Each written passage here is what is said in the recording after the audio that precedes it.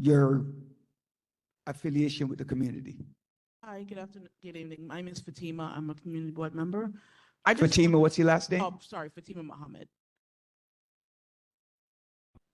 Yeah, your board member. Okay, just- you're new. Yeah, I just have a question regarding the committees. So I joined towards the end of last term, and I signed up for committees. Do I have to reapply for new committees, or does that kind of roll over? Once you're already on a committee, you should already be. Oh, hi, Miss Mohammed. I just realized you and I were in conversation over the summer. If you're already on a committee, you should receive an email. If you did not receive an email, you could contact me directly, call me, email me, because we've been in email already. What committee, perchance? So I signed up for 3, so I was on the e-commerce committee as That well. was last night. Yes. So And- do me a favor. Let me just stop you. Ms. Farah, raise your hand. Just make sure she has your email. Okay. Just to double check and tell her which ones you're on so you could be on the email list. I can send her an email, or should I do that now? Just send her an email. Okay, perfect. Thank you. All right, perfect. Any other questions for my report? Seeing none, the district manager report given by the ADM, Ms. Noshin Farah.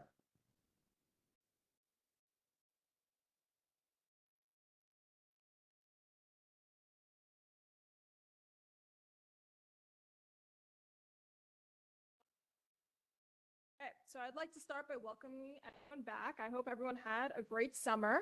I will be covering for Ms. Frazier for this particular meeting. Better? No. Here. It's It's working. okay. I get to steal Mr. Daly's mic. Okay, it's good. So, good evening, everyone. I'd like to start by welcoming everyone back. I hope you all had a great summer. As you all were informed by Mr. Daly, I will be covering for Ms. Frazier for all office matters and such for the entirety of September. So if you have any questions or if you have anything that you need resolved, you could always call the office or email me, and I'm always here to help. So on to my report. We did a few things over the summer. The first thing that we did was we successfully scanned and digitized over 45 boxes of files stored in the board office. These files have been categorized by committee, type, year, and we completed about 80% of this. So it's still a work in progress, but we did get a huge chunk of it resolved. The next thing that we did was we installed shelved cabinets in the office to store supplies for committees. The items on the shelves have been labeled and organized by committee, and I encourage committee chairs to check in with the board office to see what supplies they have. The next thing that we did was repair the side gate. As many of you guys are aware, the side gate didn't used to go up. It kind of looked like a little bit like a prison. But because we have renovated this, it offers a better view of the CV17 resource table. And this simple improvement has already increased foot traffic in the office with more community members coming in to pick up flyers, applications, resources. It's a small change, but one that has an immediate positive effect on the community. The next thing that we did was we installed a new TV system in the front of the office. The system is fully set up to host hybrid meetings. And the last thing that we did, which was having the office thoroughly cleaned and reorganized with supplies put away, files scanned, and now the space feels much more productive and welcoming. We have received compliments from both members and community residents on how great the space looks, and maintaining a clean and organized environment is essential to providing effective service to the community. And this ends my report.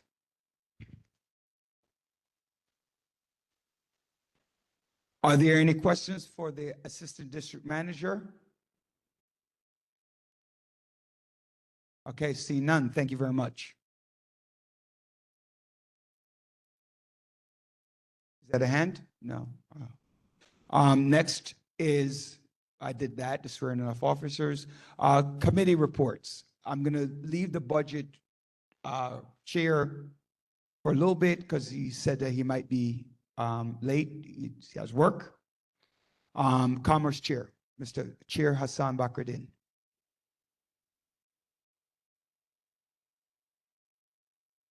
After the Commerce Chair, I don't see Ms. Grandison. Ms. Grandison, are you here? No? Followed by Dr. Renault. Good evening, everyone. Can you hear me? All right. Hassan Bakrdeen here, Commerce Committee Chair for this fiscal year. And I thank Mr. Chair for giving me the opportunity to continue to serve our community. I really appreciate that. We have two applications for this evening, and I hope they're both here. Is there a DeCarnival Events and Catering LLC? Mr. Gibson here? Where are you, Mr. Gibson? Okay, come on up, sir. No, not yet, not yet. Okay. Just your report.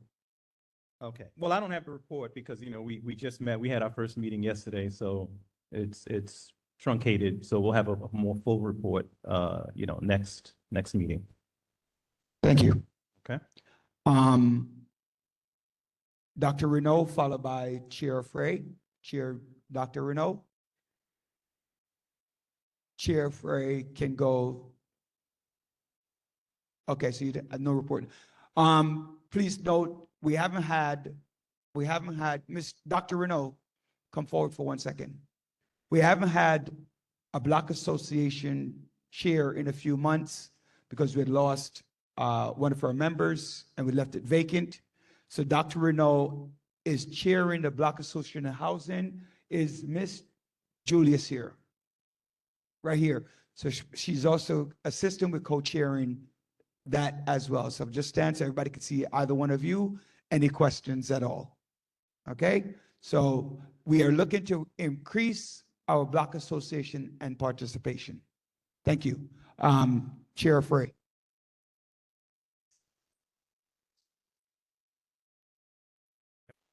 Hear me? Good evening, everyone. On September 5th, the Land Use Committee met for our first meeting for fiscal year 2024-25. Of course, we had to review a few things that we all observed during the summer, which I'm just going to point on. I'll touch base on the closure of the illegal smoke shops citywide. The aggregate number that we found from the data was about 1,000 stores citywide. Couldn't find exactly the amount for Brooklyn specifically, but locally, I'm sure we all noticed that a lot of the smoke shops that were in operation are no longer operating, which I hope is a good thing. Secondly, the second notice that went out that hopefully it went to everybody's emails was regarding the explosion on August 29th on East 37th Street between Foster and Farragut. I don't know if you heard. Apparently there was a leaky stove that caused a massive explosion. There were no casualties, but there was significant damage to the property and the properties adjacent, right? The notice that went out was pertaining to Con Edison's, I guess they have a program which allows them to come and see if your meters are leaking. I'm hoping that maybe if you allow them to participate and join into that program, we may have been able to prevent something like this from happening. As a detail, the latest information that I received from that is that the houses are deemed unlivable, and unfortunately, some families are going to have to find another place to live. So just take the consideration if you received the notice. The email that you received will have a picture of the notice and actually an email link that you could actually schedule for Precision Pipeline or the other associated company to come and review and test your meters and see if they're leaking and possibly find another leak in your home, should that be the case. The next information was pertaining to the Shirley Chisholm Recreation Center. The project remains on budget and on pace to be completed by fall of 2025. The project is 100% designed, 55% through the construction phase. And if you've noticed the pool, if you haven't received the community notice, the pool has been erected. They're starting to do the interior studs. Con Edison is bringing the main source of power in. So the project is moving along and on schedule. And at the meeting, we also reviewed a potential AHV. I'm saying we reviewed because it hasn't been brought to me officially yet, pertaining to a property on 564 Utica Avenue, which is being built by Monodoc Development. And we also reviewed a potential Board of Standard and Appeals inquest pertaining to 3002 Farragut Road, which is a property we've been discussing for a while. That concludes my report. All right, thank you very much. Are there any questions for the land use? Yes, please step forward to this mic. Please. Sorry.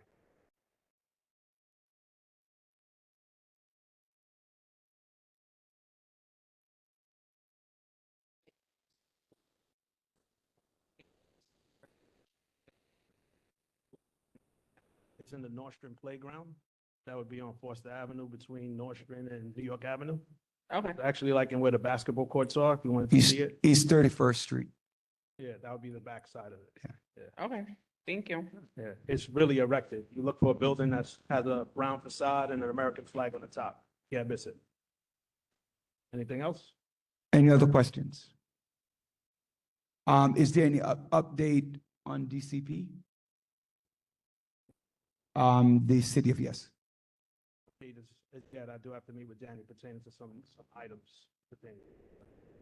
Nothing at this time. After last meeting, I think Ms. James put forward a resolution is regarding, I guess, Halton, the project. Is there an update on that? Because I guess there was an issue with the MWBEs. Is there an update on that?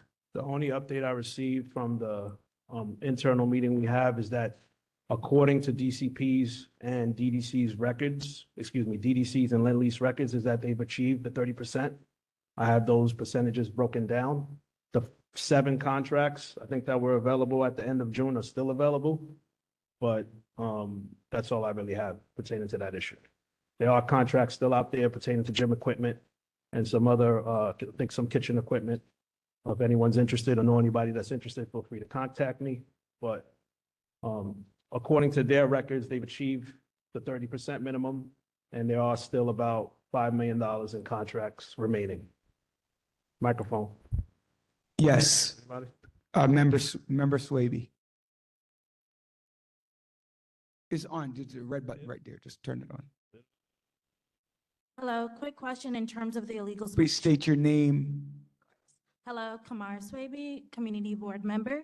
In terms of the illegal smoke shops, are there any plans or any like additional things in terms of what these illegal smoke shops can be converted into, or how long in terms of them being empty storefronts? I actually been in communication with a business owner. There is some hurdles that need to be worked out first between the city and the state of who has possession and who's going to release the possession back to said owner for him to then facilitate and get new leases. But those are private issues to the private owners. There's nothing really that we could design and scale or suggest and implement from the private sector as far as people's personal properties are concerned. Oni? Go ahead, Second Vice Chair Oni. My question is regarding the same thing. If stores, a lot of stores I've found that was shut down turned into like delis or other things that seem to just be covers for smoke shops now. So if people suspect or know that there's still illegal smoke shop activity happening, just, with a different business name, is there any recourse to communicate that? I'm pretty sure the same thing would be enforced. We would just have to notify the appropriate parties. So I guess Who is the appropriate party? it would start with 311 and then it would escalate from there, Thank you. and if it doesn't get any action, then I would be the next step. And then Detective Skinner would be the next step to see who we need to contact in order to get the same effect or the same action. But there's plenty of parameters and punishments in place. So if they are called out on it and caught on it, the penalties are severe, which is why we got the effective result that we've gotten in such a 5-month period. One Go more. ahead, one more question. Night at the Commerce meeting, somebody said that the landlords could be fined. The landlords are being fined. That's a part of the That's a- penalties. Okay. Yeah. They're being fined for every day that they keep the business in operation, which is what forced them to shutter as quickly as they did. And anyone that didn't shut down by that particular date was served with marshal notices, which I think was executed by our marshals, the state marshals, which is the notices on some of the businesses that you see on the gates. Other businesses closed without having to do that, but some businesses needed to have that done. I will take only one more question. Please step forward. Other questions, please state your email while the young man is coming to the podium. Please state your email. Ms. Julius, please check your phone. CB17 CB17landuse@gmail.com is my email. Okay, my name is Ricky Gibson. I'm a community contractor, where where do you go to apply for those contracts that you say is available? You can see me in the back, and I'll show you the flyer with the available contracts. Okay, thank you. All right, Okay, thanks. anything else? Thank you. Thank you. Uh, Co-Chair Louison, you can actually give both of your report, all three of your reports at one time.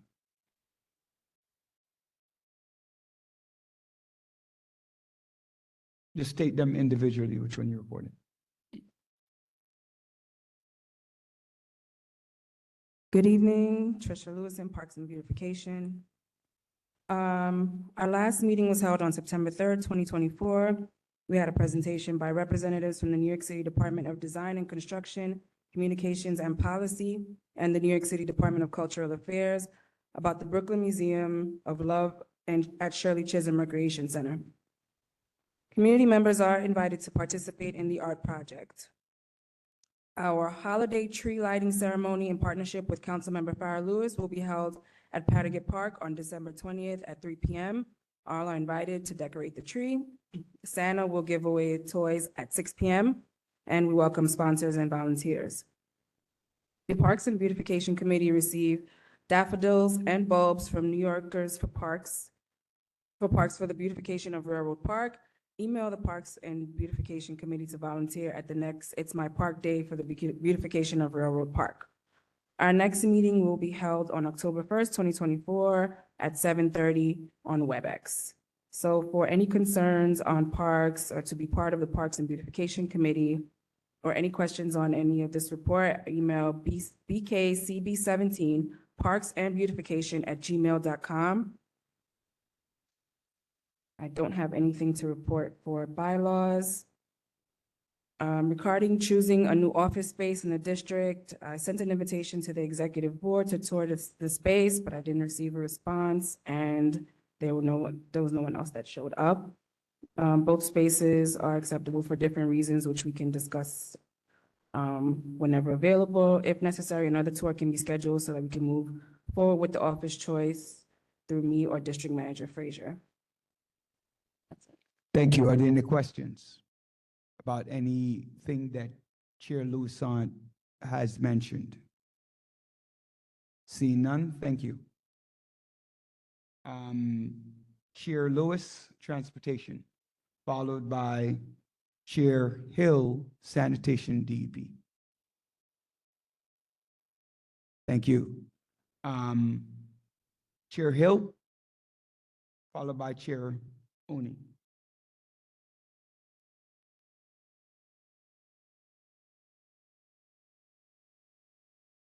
Evening, everyone. We had our sanitation meeting Monday. It was a productive meeting.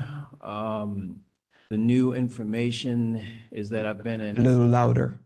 I've been in direct contact with Councilmember Farah Lewis's office, and there's going to be some significant cooperation from our office in helping to address a lot of the sanitation issues.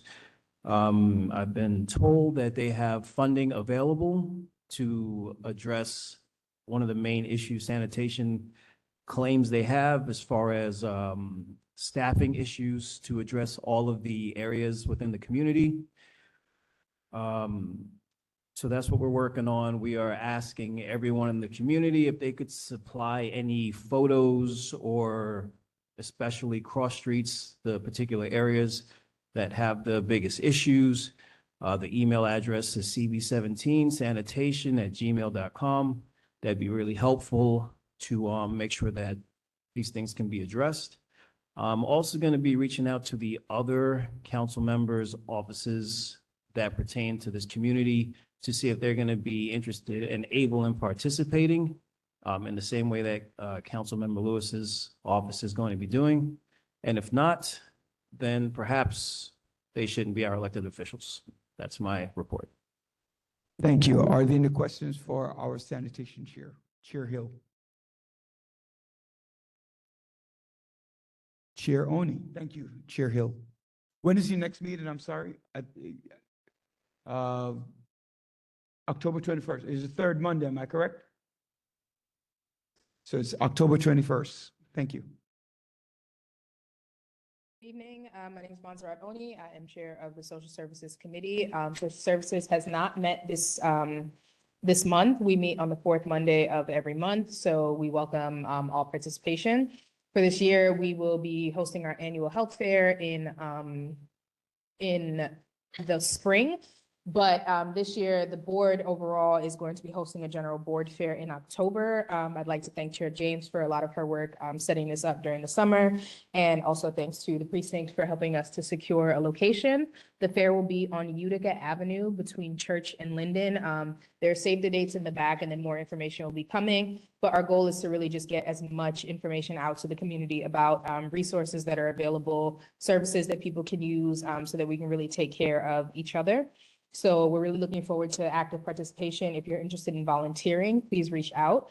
As I said, there are save the dates. There will be information on the website as well, especially for those people online. And then the official flyer will be coming out next week. So we really hope to see people's participation. And then also wanted to flag that there is an autism awareness fair happening on the 21st. And so if anyone would like more information, please see me later or contact the ADM. Thank you. Thank you. Are there any questions about anything that was discussed? If you want to participate, if your agency or you want to participate in the street fair, please contact Chair Oni on this regard or the board office. What is your email address, Chair Oni? cb17socialservices@gmail.com. And I just wanted to be clear, sorry, the Autism Fair is Sunday, September 29th at 395 Lenox Road from 1 p.m. to 5 p.m. That's here. Hosted by Downstate. All right, Chair Graham, personnel, she's not here. Chair Westcott, any update on the postal services?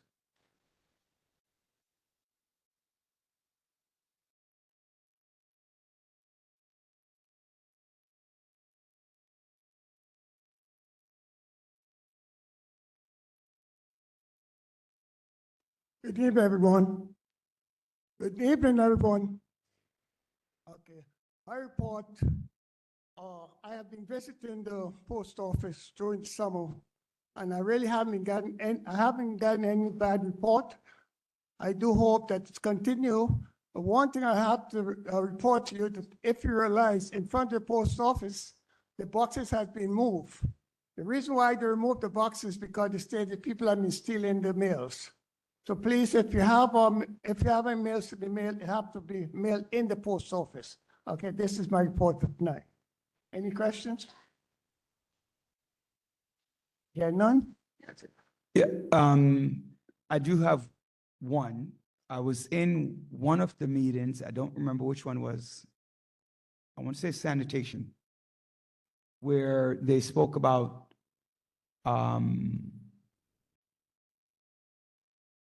the messiness outside of outside of the post office. Is there a way that you can connect with the manager to talk about cleanliness in the area? Well, the new manager, we do have a new manager at the Roxby, and she was supposed to be here last year. And for some reason, she backed out, but I'm still trying to get someone above her to come and explain to us what's going on with the post office. Okay, thank you. Hi, Vanessa Quashi. I'm complaining about the mail carriers that we have in our community. They have deteriorated. They don't deliver the mail properly. They deliver to the wrong houses. They have their headphones on. They're continuously on the phone. They are horrible. They act like they are not employees of the United States Post Office. And they constantly leave the key to my house in the door. I have complained to the post office on numerous occasions, and it's horrible. They have deteriorated in the last 5 years. So, it's a problem. Where are you located, ma'am? Troy and Farragut. Could you speak to me after? Sure. Thank you. Okay, Chair Graham, good afternoon. Well, let me let Chair Grandison go first, and then you. Chair Grandison?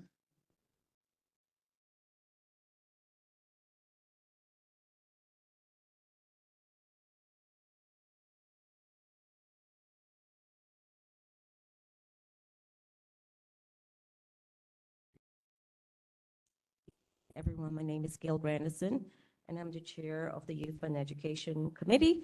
I want to welcome everyone to our first session for fiscal year FY25. I just want to say quickly, thank you to anyone who donated and came out to Youth Happening. We appreciate your support. To NYPD, thank you for that day. You guys showed up and showed out, and greatly appreciate that. I just want to remind everyone that we have our spelling bee coming up October 14th. It's that holiday, that Monday. It's going to be held at Cristo Rey High School, which is located at 710 East 37th Street. And mostly it's for kids from 2nd grade to 7th grade. So if you have, kids, grandkids, nieces, nephews, share the information out in the community. We look forward to seeing all of you. Thank you. Thank you. Are there any questions for Chair Grandison? Seeing none. I did give some of your report, but you could, whatever you have.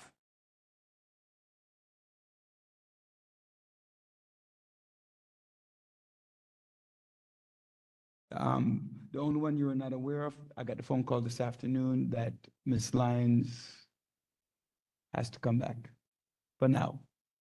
So just give you a shocker right at the meeting. Good evening, everyone. Rose Graham, Personnel Chair.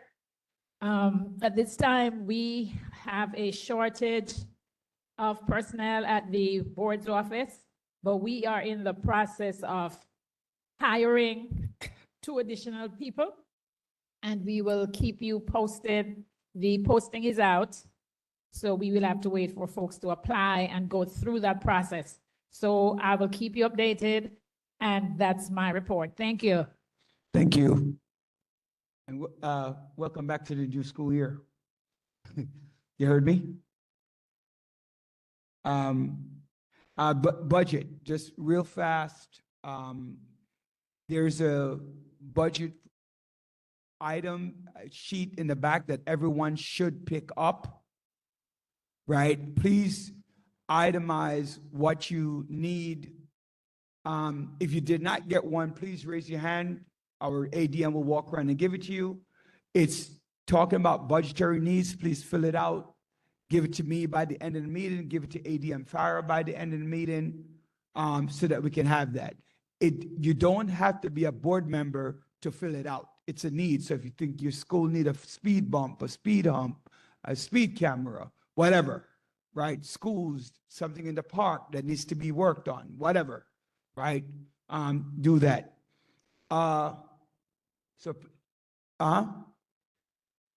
Say it again. So you're filling out the budgetary item request that we're going to look at and try to prioritize and give it in for them to work on some of these issues when we look at the new budget for the city and the state. I did forget one thing in my report, the Clarendon Road Library, which was scheduled to open at the end of last month. When I spoke to them this morning or yesterday, one of those 2 days, they informed me that the problem came from DCP, and they're expecting DCP to be done late November, early December, and 3 months after DCP has completed whatever renovations that they have done, the BPL will come in and do whatever training that they need to do to ensure that the library is safe for everything. Ms. Farah, ADM Farah. that they need to do to get the reopening. All right? And yes, oh, Ms. Mohammed, never mind. That's for her, right? Ms. Mohammed, that was for her? Okay.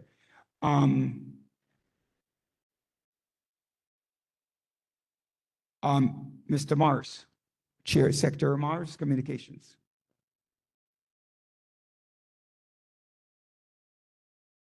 While he's getting up, if you're a board member and you have not signed up for a committee, please note, you must be on a committee as a requirement of the board. So please get the list in the back and the dates. You can sign up for more than one, but you must be on at least one. Everyone, good afternoon. My name is Jabril Morris. My report for the Communication Committee will be brief. I'm focusing on re-engaging the website. It hasn't been updated since 2022.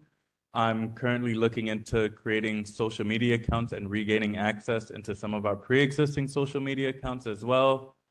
I'm really hoping to hear a lot of community voices. I plan to install some type of way to receive your feedback digitally so you're able to express yourselves at any time, and that should be reported back to the main office. And also to all other committees, if you're interested in sharing your material with me as well so that I'll be able to put it up on the website, that will be amazing as well. And that's it. Does anyone have any questions? Are there any questions? Okay, seeing none. Move on to the next item on the agenda, the agency report. Lieutenant Mooney.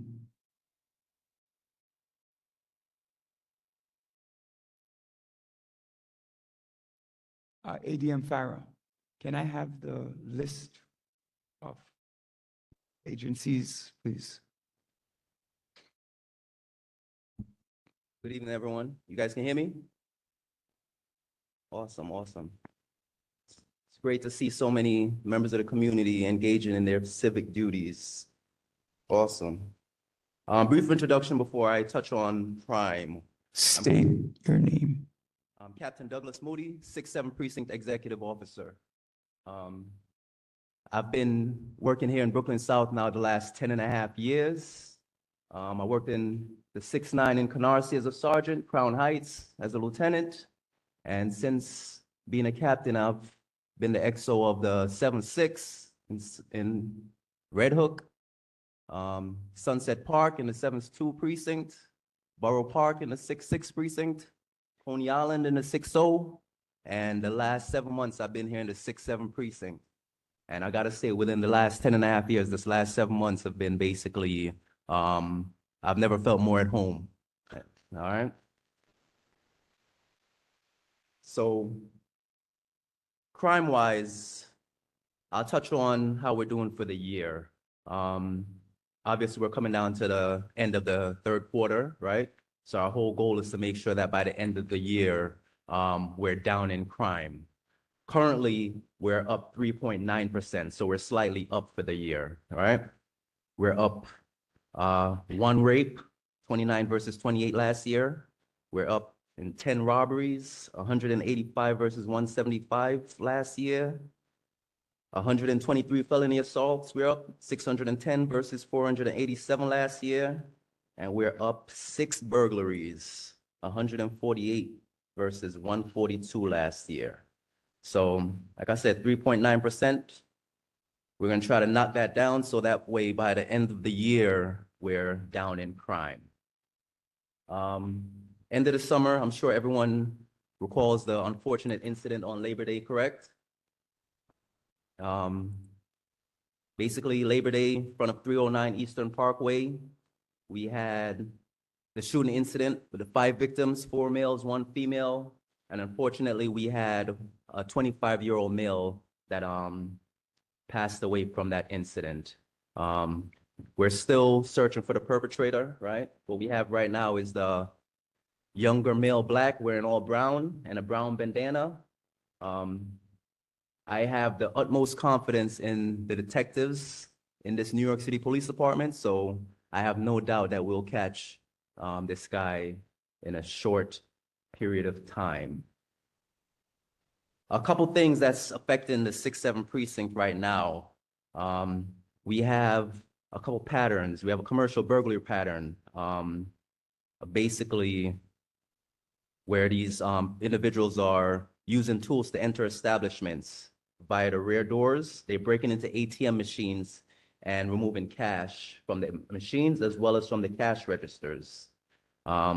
We had 4 of them that occurred so far in the 6-7 precinct since August 16th. A couple of locations like dry cleaners, laundromats, restaurants, stuff like that. We have flyers out. We also have the flyers sent out to the media.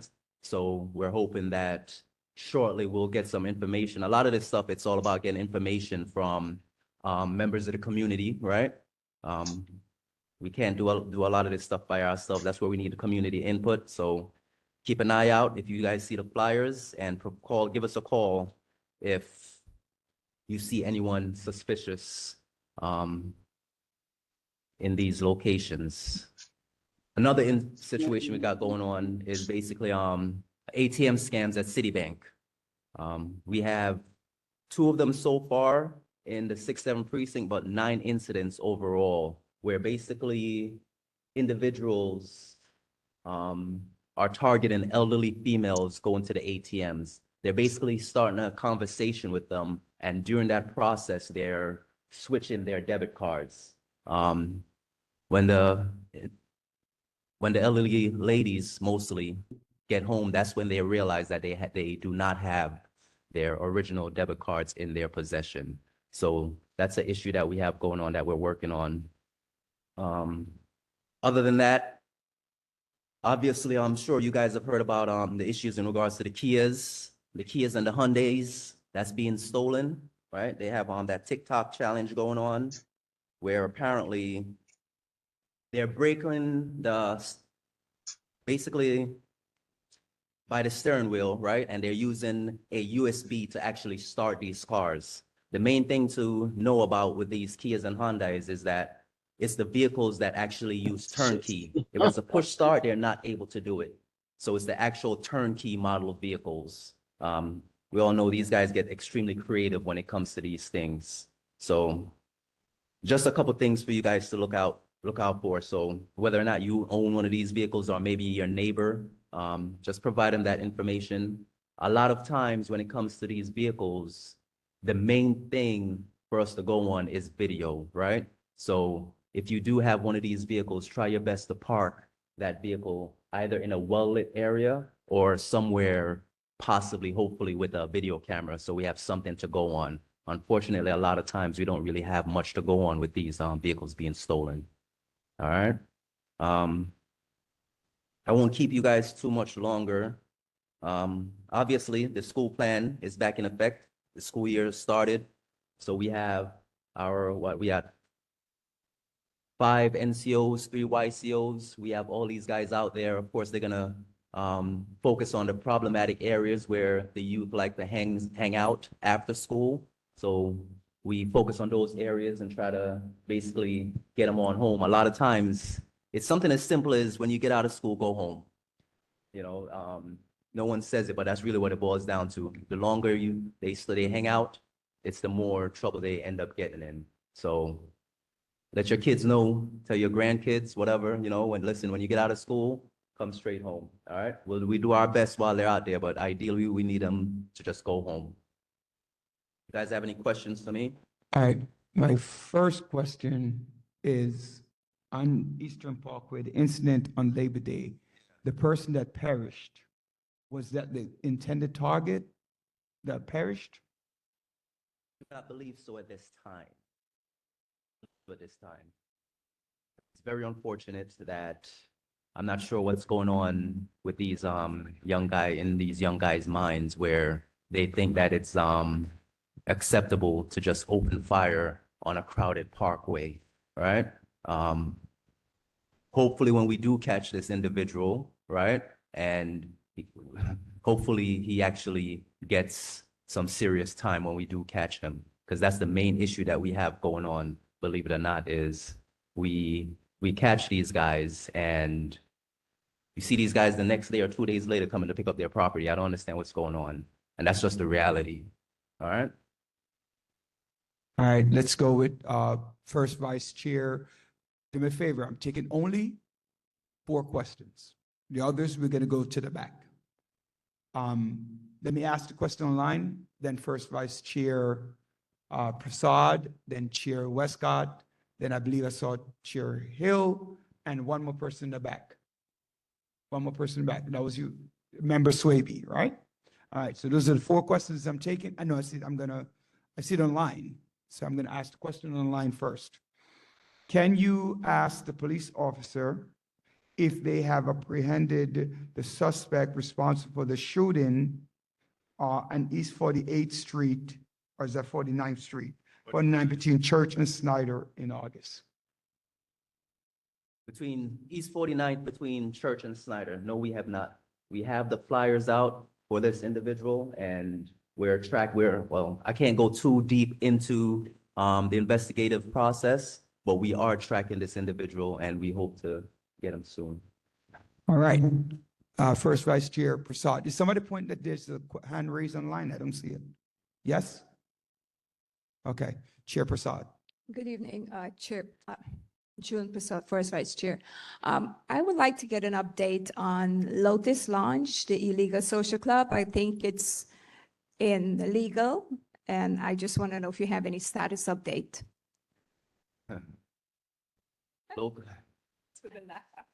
Locust Lounge, it took us a while, right? We have a lot of situations that's going on there. So finally, we're able to actually get them served, right? So now we're waiting for their court date, right? And hopefully we provided all the information, all the incidents that has happened throughout the last 2 years to the judges. So hopefully when they do have that court date, they'll actually be shut down. Since they have been served, they have not been open. I go there like every night. They have not been open since then. All right, thank you very much. Chair Westcott. Yeah, good afternoon, sir. In regards to guns, the precinct were able to get any guns off the street in our neighborhood? In regards to guns? Guns, yes. You haven't mentioned our guns. Oh, absolutely. We do a phenomenal job in regards to removing guns, right? Just like it was mentioned, over Labor Day weekend alone, 25 firearms, right, in our neighborhood, just one weekend, right? The issue is, which I'm sure a lot of you guys know, we'll come up here every month or every year and we talk about how many guns have been confiscated. And it seems like the more we confiscate, the more they make, right? Or the more that's purchased. They're not being purchased here, but they're making it here. The main issue in regards to these firearms that we're removing is, as I mentioned before, the repeat offenders, right? You would think that if you're arrested with a firearm, that would be it. However, that's not the case. These guys are still getting released after being arrested for a deadly weapon, so. Yes, sir. Thank you, Mr. Chair Hill. Member Swayze, please step forward as well. Hi, how you doing? Just real quick, I just want to know about the patrol officers or perhaps lack thereof to a degree. I remember growing up in this neighborhood and I used to see what used to be referred as beat cops walking around. And, you know, in the current line of work that I'm in, I know the value of presence of uniform. And that goes a long way as a deterrent. And I think that if we had more officers patrolling the area, that could help to, you know, resolve those types of issues where people would think twice about committing certain crimes. And I don't know, is there like a staffing What exactly is the issue? question? Well, why isn't it that there are more officers out on the streets and patrolling? Oh, actually, believe it or not, the 6-7 precinct here, we have more officers than everywhere else. Because what happens is this, I deal with the FTUs. The FTUs are the brand new officers, right? That are basically under 18 months. They do their training. For the entire summer, since May, all of the FTUs in Brooklyn South, in the 13 precincts in Brooklyn South, have only been operating within the confines of the 67th precinct. That's 165 officers, additional officers differently from the officers that's assigned to the 6-7 precinct. These officers, they've been in our summer violence zones, right? Which is in the 90s, which is Zone 1, Zone 2 along the Church Avenue quarter, and Zone 3 over by East New York, over by Nostrand and Foster, right? So we've had this entire summer, we actually get a lot of complaints from all the other precinct commanders because they're upset that all of their new officers, they have not been, exactly what you just mentioned, they have not had that extra presence in their commands because they're all in the 6-7 precinct. So being that the summer's over, we're not sure if, with the fall violence zones being put into place, we're not sure exactly how many we'll have, right? Because every command, every precinct are hurting for personnel.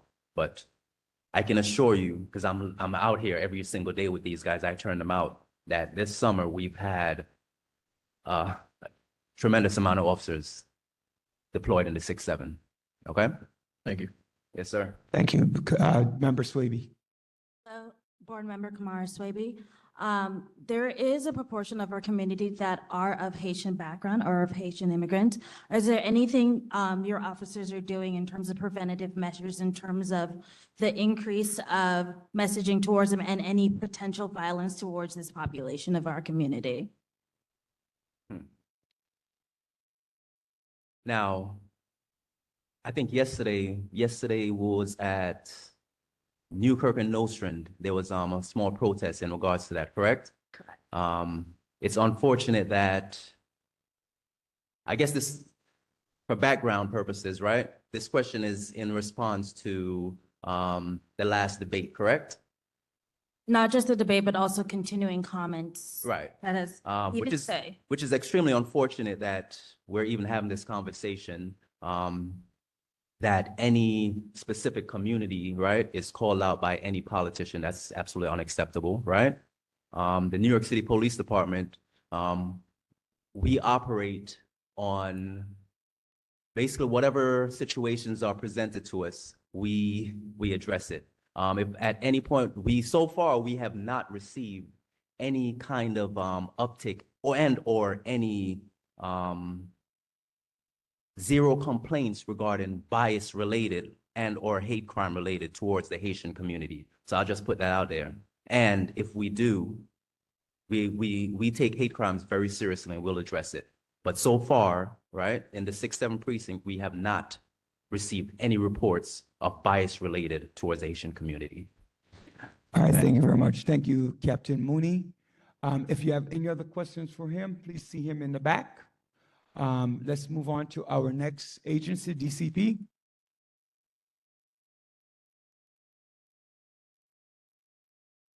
And please make sure you ask Detective Skinner a question. He needs that.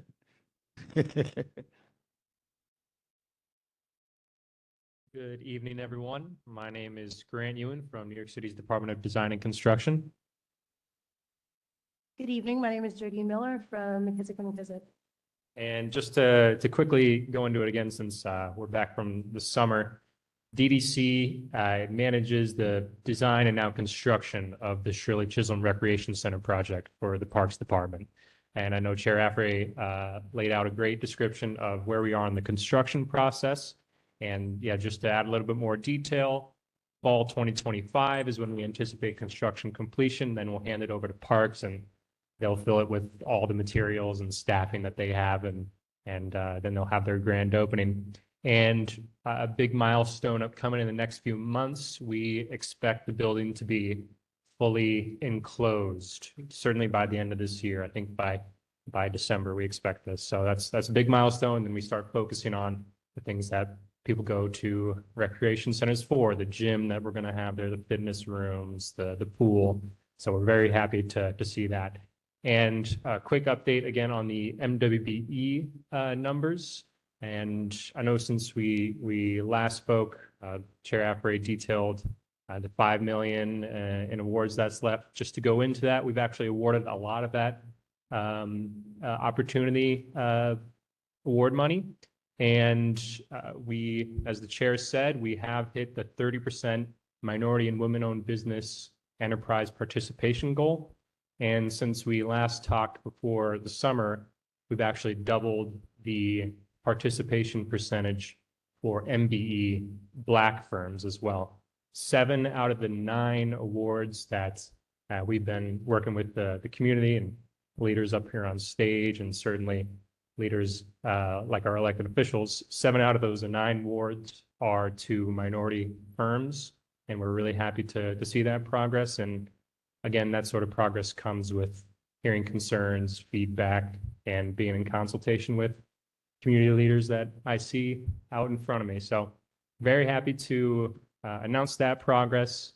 I think we have some other progress on workforce and events that we want to detail a little bit. We have an event coming up in just a few weeks. It'll be October 1st. We're doing a workforce informational event. A little bit louder, please. Can everybody hear me? I'm sorry. Okay. So we're doing a workforce informational event on October 1st, where we're bringing unions as well as pre-apprenticeship companies that lead to union positions will be in the building. So if there's anybody that wants to get into public workforce, this is a great event for you to attend to learn how you can do so. And so I guess back on State, location, and time. Brooklyn College at 6 p.m. on October 1st. And if there's some flyers in the back, sorry, that you can get all the information that you'll need. I'll have some of those flyers too. I'm the guy in the purple shirt and the winning smile. And also, I guess while we're talking about signing up, I didn't mention on MWBEs, we have one opportunity left on window shades. And when we last spoke before the summer, we had a QR code that we left with Chair Daly, some community leaders, that we want to hear from you guys. If you know a firm that works in that space in the industry, we want to be in conversation with them. So either get in touch with ourselves, we're right here, or Chair Daly, Chair James too. So we're always happy to have conversations, hear feedback, and thanks so much. All right, the young man that was asking a question earlier, that's you. When Grant gets, just attack him right there. I could ask him a question nicely though. I don't mean like football wise. All right, any other questions? Yes, Ms. Mohammed, Member Mohammed. Hello, good evening. I just have a question regarding the 7 businesses you said minority owned. Can you break that down further to what type of minorities got these contracts? Sorry, I didn't hear the question clearly. The 7 new contracts that you mentioned that were minority based. Do you know the ethnicity of the group of the awardees? Of the 7, 4 are African American. 1 was Asian, and 2 WBEs, which are non-minority women-owned businesses. Did that answer the question? All right. All right, Treasurer James, followed by Chair Lewis. I don't know, turn on the red. Here, just use this. I'll turn it on. Here. Thank you. My outrage, my disappointment, and what transpired earlier this year is well documented. So I also want to document my appreciation to you, Daniel Grant, the hard work you're doing to try to rectify what happened earlier. I appreciate you.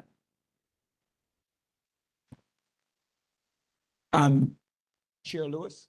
All right. So based on what has happened or transpired in terms of actual opportunities for people or firms in the neighborhood, according to Lend-Lease, and I believe DDC, one of the requirements was to provide some type of training so that folks would understand what the MBE is, what the PLA is, what all of these terms mean, and what the compliance issues are with those PLAs in terms of the response to the union, et cetera, et cetera. I don't think that was done effectively. I think that the time when those communications went out, there was a belief that the community knew that. So my question to DDC, whose responsibility was it to do the oversight on the quote unquote promise based on the initial outreach that was promised by Lend-Lease, by others, whose responsibility was to do that oversight, to make sure that we didn't have maybe what numbers come up to about 6% in terms of Black minority firms on the project. Thank you for your question. That would be the last question. At the end, please see both of them in the back if you have any further questions. Of course, we are at 10% now for MB Black participation, so we're happy to see that was doubling from where we were when we last spoke, and that's of course a large part from the efforts of everybody in this room advocating for that. I think on the question of how do you build that capacity for firms to know what's required, a lot of that comes, at the initiation of the project. I know that the mayor's office has certain divisions within the office that deals exactly with giving the tools, the toolkits, the resources to firms in the area to be as successful as possible. I know that when we have conversations with firms, Jodine, you can say the hundreds of conversations you've had with firms. We really detail out what's needed, what's expected. We lay out the process. It's certainly not for lack of trying that we help have those conversations about what's needed. But point well taken. I think we can continue that conversation not only for this project but all projects in the area. All right, thank you. Please again see them back if you have any more questions. Stephanie Sin from BPL, followed by Edwina, or who's going to do I see two from FEC, which. Good evening, Community Board 17. I'm Stephanie Sin. I'm the branch manager at the Rugby Library, and I'm representing our 3 community libraries this evening. The other 2 being the East Flatbush branch and the closed Clarendon branch. First off, we want to thank all of our elected officials and our community members, for everybody who wrote letters into the city when we last saw each other. The budget was up in the air and libraries were at a loss. At the last minute, the budget was restored, and the city reversed the proposed budget cut. And then over the summer, we were able to return to our regular service hours. So we had cut our Sunday service, and that was about 7 or 8 of our branches. But now that service on Sunday has been restored. So you can visit branches on Sundays. Yay. Sorry, I keep breathing into this microphone. All right, back to school at BPL. Remember, your local branches have after-school programming and different things going on for your kids. Some of us have homework help in the afternoon. There's also a great online resource called BrainFuse Help Now, which has free live tutors, and you can access it with your library card. Another awesome thing that's happening right now is for the teens in your life, we have many different types of internships and other paid stipend opportunities that kids in high school can apply for at this time. I can answer any questions about that. Yesterday was National Voter Registration Day. Many of the branches had programming and tabling surrounding that. You can always get voter registration forms at your local branch at any time of year. And finally, next week starts Banned Books Week, which is something that we are always excited about, at least I am anyway. So if you would like to celebrate Banned Books Week, because there is a lot of book banning going on in our country, you can visit your local branch where they are most likely having a program around that. And as far as that, I think that'll be all for now. Does anybody have any questions? All right, thank you. Stephanie, VP Ms. Mohammed.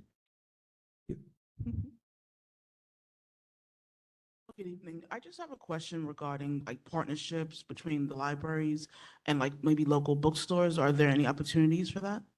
What type of stores? Bookstores, local bookstores. Bookstores? Yes, so you can visit your local branch, whichever that might be, and if it's like a good fit, you can speak to the staff there and, you know, partner on a program, or if you want to use our meeting room space, or even just like cross promotion. If you're having an event, we can promote it for you, and vice versa. Okay, thank you. All right, thank you. Thank you. Are there any other questions for Ms. Sin? Seeing none? Yes. Make sure you state your name for the record. You didn't do it last time. Don't start with me. Don't start. Not tonight. I'm behaving tonight. Good Yes. evening, everyone. I'm Alana. I just wanted to publicly give a shout out to her. My hair is blonde now, so you probably don't recognize me, and I cut my locks No, off. you look, as soon as you But I stood just up for wanted to this- shout her out yes. because she's a really great librarian, and for the last 4 years, she's been assisting me-ish or like showing up to my block party on East 49th Street. So I just wanted to do that on a public forum. It's usually the other guy, but I think he retired. Mr. Yeah, Robert. Yeah, but she's super dope. So definitely reach out to her if you guys have any events. That was it. No questions. Thank you very All right, much. thank you. I appreciate that. All right. Parties are fun. Thank you very much. I have Crescencia Wola from FEC. Or Edwina from FEC. Okay, another one is here. Ms. Lipkin from IDCC.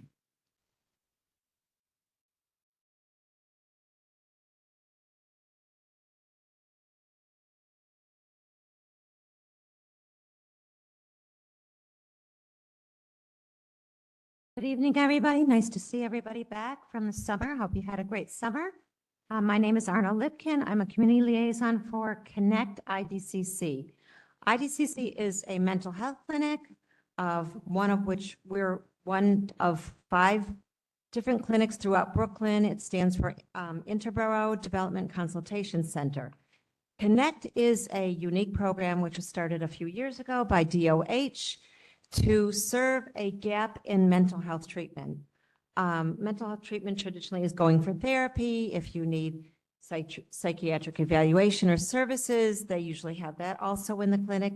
But the people at Department of Health realize that it takes more than just talk therapy to help people that are going through stress, anxiety, especially when it comes to everyday situations and challenges such as can't pay the rent, don't have enough food in the house, and many other challenges that we face. So DOH created this program 2.5 years ago. There are 7 different connects throughout the city, 2 in Brooklyn, 2 in Harlem, 2 in the Bronx, 1 in the Lower East Side.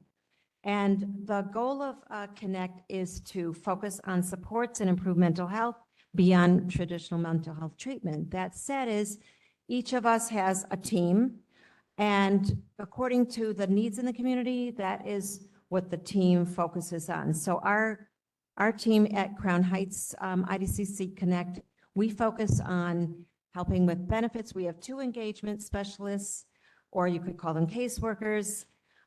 We focus on helping people with their benefits, housing issues, and vocational.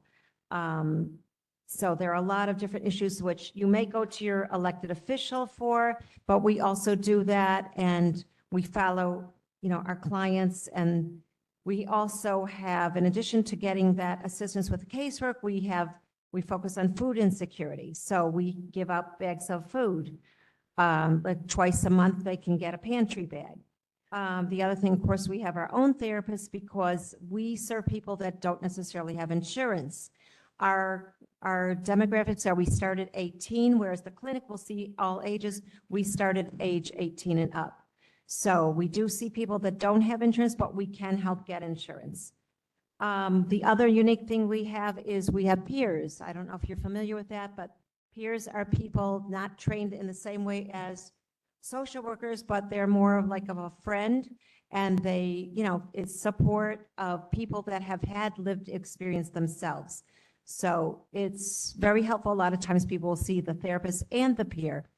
And our peers now, we have two of them. They have support groups during the week.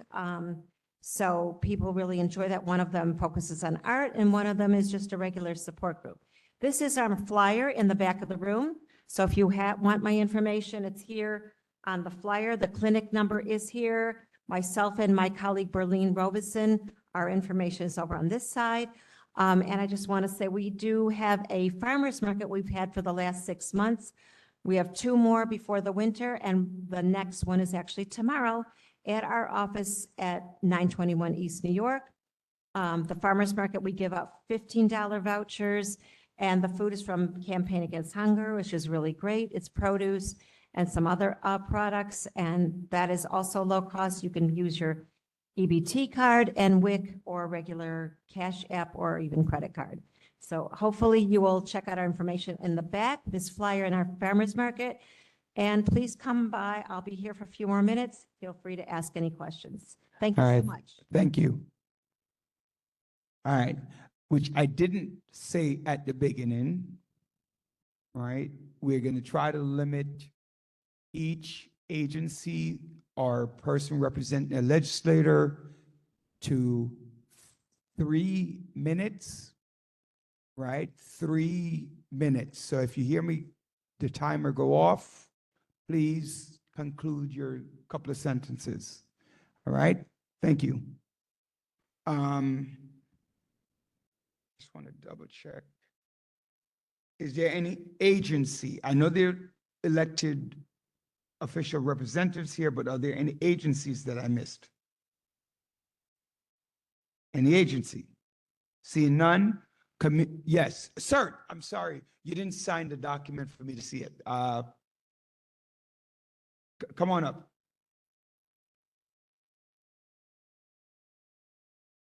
I apologize. Miss Middleton is going to kill me if I didn't do that.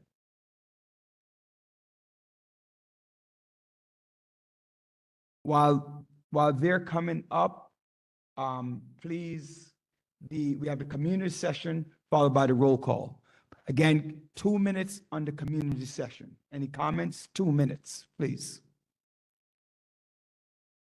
Good afternoon, everybody. My name is David Bernard. I'm here to talk a little bit about the CERT program. This is My name is Wendy Peterkin, and I'm here to help him. The CERT program began in 2023. Our current membership is over 1,200 members or volunteers, actually. CERT members are trained by first response professionals from FDNY and the police department, EMS, and NYSEM, New York City Emergency Management, in the basics of emergency response with the ability to support first responders during emergencies.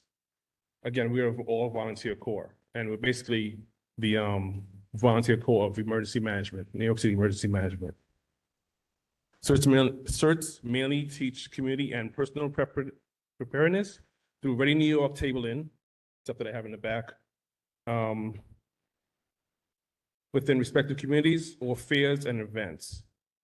CERTs also engage in local recovery efforts in New York City, such as supporting other agencies, staff with post-disaster community distribution, helping others at assistance centers, such as cooling centers, service centers, and family assistance centers. Finally, if you take away anything from my short briefing I'm telling you, we strive to inform, educate, and prepare our communities by being proactive instead of being reactive in regards to community emergencies. If you have any questions, just see me in the back. All right, and tell Miss Middleton not to kill me, okay? Tell Teresa Middleton not to kill me. You remember? She's texted, never mind. One thing I want to just point out that so you'll know what CERT stands for is Community Emergency Response Teams.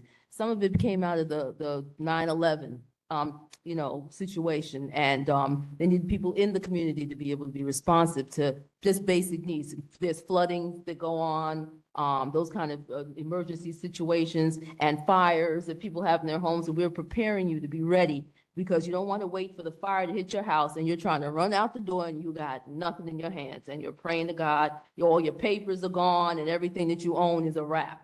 So this is an opportunity that we have stuff in the back to show you how to put together emergency bags, things like that on a more personal, individual level, bigger than just the big idea of going and helping in a hurricane or a storm. You as an individual want to prepare your family so that when they get to that point, if it ever happens, God forbid, you are ready. You can't wait till it's happening to go get your driver's license and look for your, snacks or food or your medical stuff, your pills and things like that. So this is what we're about. That's on the fundamental level, bigger than the big picture as well. So I just wanted to make sure we point out who we are, and in response also to my colleague's wonderful explanation of the group, that's just a little bit more on a personal tip.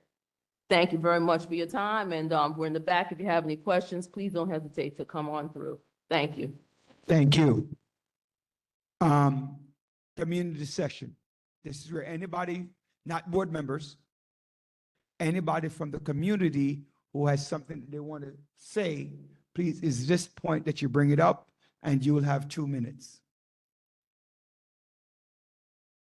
Any community member going once. Any community member going twice. See none, we'll begin with our roll call. Secretary Morris.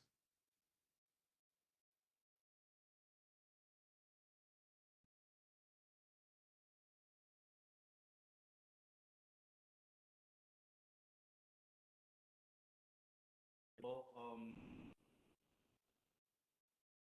Daly was nice enough to check off some names for those he recognized that were present. I'm learning some familiar faces, and I'm seeing some faces for the first time as well. So I'll be asking you to just say you're here or raise your hands for your attendance. You'll have to call the name. Yeah, still call all names? Yes. No problem. Stand so you see them. Okay.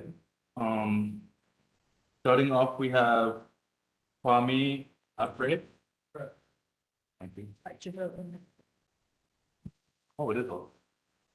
Was I just loud? Yeah. There you go. Much better? Or am I too loud? Okay. Tiffany Anderson.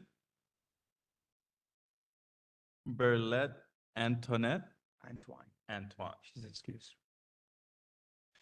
Hassan Bakaran. Bakardine. Thank you. And I'm sorry for butchering people's name, by the way. Please work with me. Then we have Celia Bellin. All right, yay. We have David Boatswain. Present online. Online, even if you're present, you're still marked absent. You must be in. All board members must be present in the auditorium for your attendance to be official. Noted. I'm out of the country right now, so next meeting. Thank you. Thank you. Then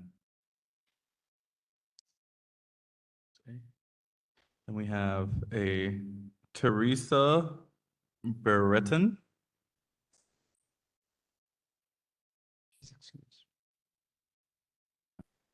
We have a Venetia Colon.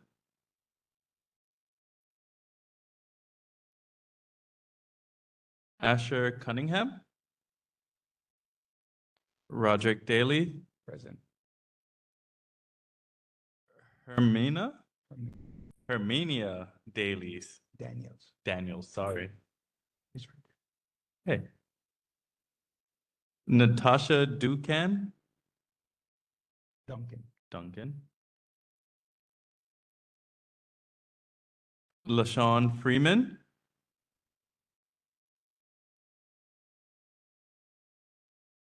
Charles Galbraith. Galbert. Galbraith. Doctor. Doctor. Nice. Rose Graham.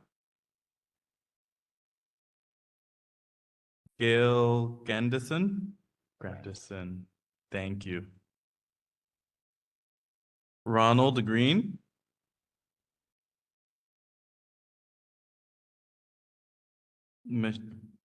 Michael Hill. Whitney Humphrey. Julia James. Kevin Jason. Doris Jones.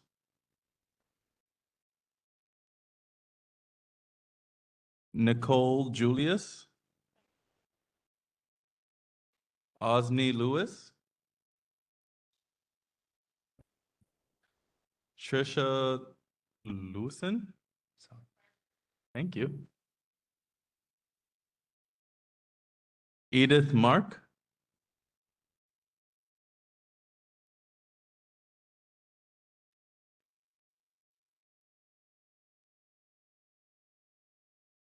Brandon Mathron.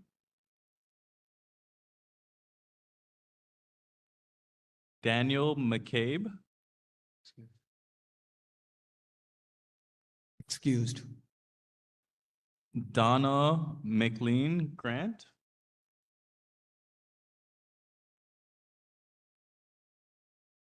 Fatima Mohammed. Respect. Khadijat. Kadiatu. Kadiato. Kadiatu. Kadiatu.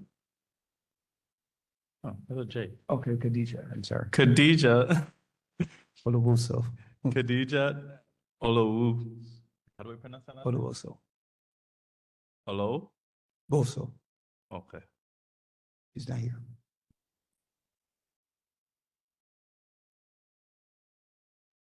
Montserrat Oni.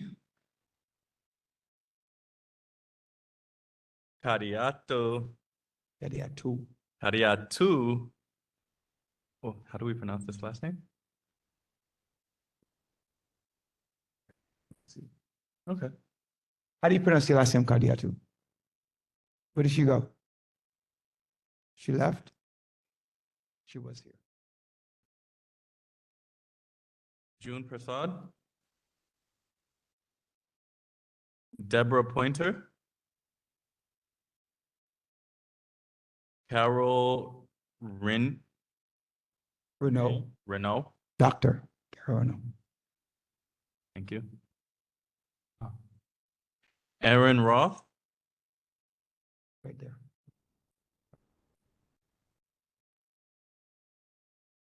Bernadette Selby.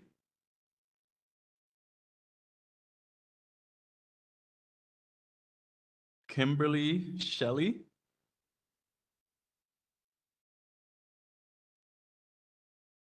Tyrone Stearns.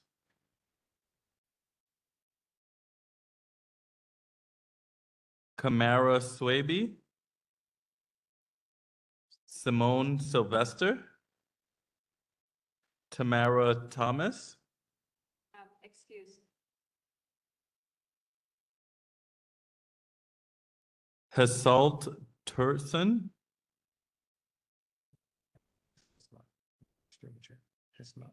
Haslat Turnson. Thank you.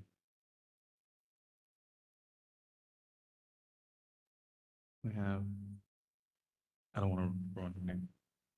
Marguerite Viante. Marguerite Viante. Viante. Thank you.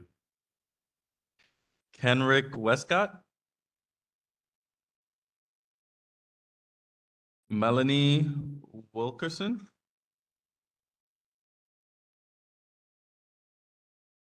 Ivor Wood.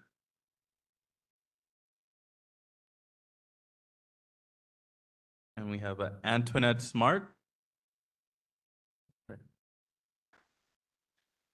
Am I missing anyone from the roll call? Please raise your hand. No one? Thank you.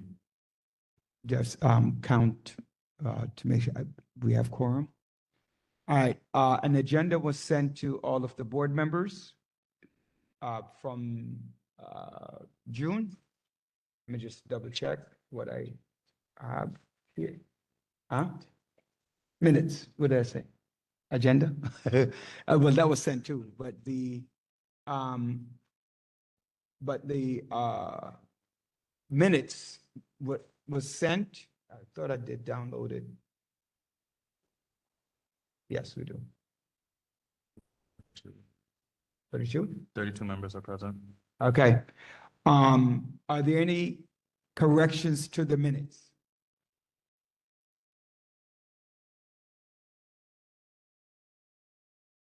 Yes.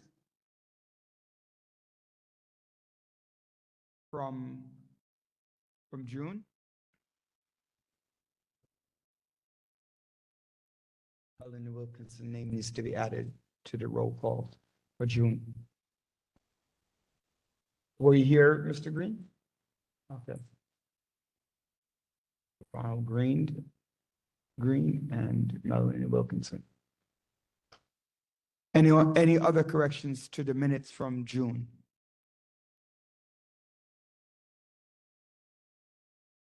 Seeing none, get a motion. Can I get a motion to accept the minutes as amended? Can I get a motion to accept the minutes as amended? Ansaran Oni, I move to accept the minutes as amended. Can I get a second?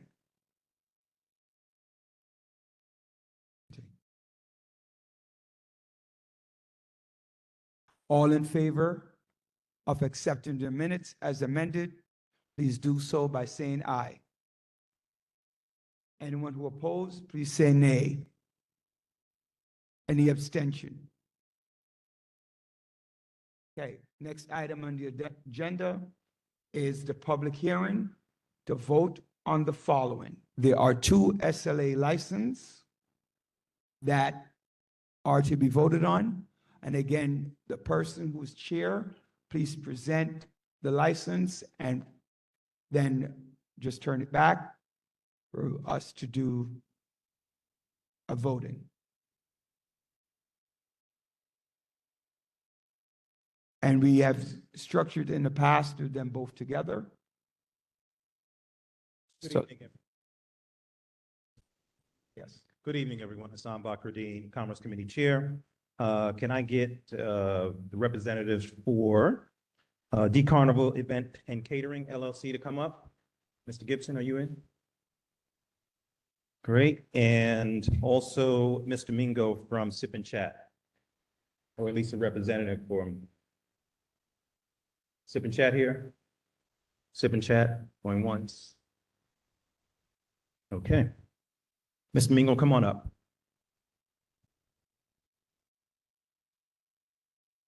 No, not here. I guess we go to the mic. In front, sir. Yeah. Thank you. So the Commerce Committee met last night. We had both of the owners were on the call, but obviously Mr. Mingo's not here. I'll have to figure out what happened in that. But Mr. Gibson is here. He presented his business plan and his business, what he's planning on doing at this location. This is a new application. And this is for a beer, wine, and cider liquor license recommendation. Lastly, we also had the 67th precinct, which we always do, present a incident report for 12 months. And there were no incidents at this location, nor was there any incidents at Sip and Chat as well. So Mr. Mr. Gibson, if you don't mind, sir, tell us a little bit about your business to the full board, and they'll ask you some questions, all right? And pretty much what we did last night, and then we'll take a vote as a board on that, okay? So go right ahead. Hi, good night again. My name is Ricky Gibson. I own the event space at 5405 There you go. Church Avenue. Yes, so I had a plan to open up an event space, more or less slash catering event space, more or less, so people could come, cook their food, and serve year round. Not for the sale of liquor, but more or less beer and wine. We have a lot of entities in terms like business organization that I affiliate with within the New York space. I don't know if you guys are familiar with Team Tobago. They're an entity, non-profit organization that I chair. I'm also the vice president there. We do Tobago Day in Brooklyn here every year. We have fundraisers for kids who are less fortunate back in the Caribbean and also here. You know, we do also do like coat drives and stuff, donate to certain entities around the community, right? It's been challenging to get government grant to do certain things. So at the end of the day, we decide that all the Caribbean people to come together, donate certain funds to help out in whatever they can.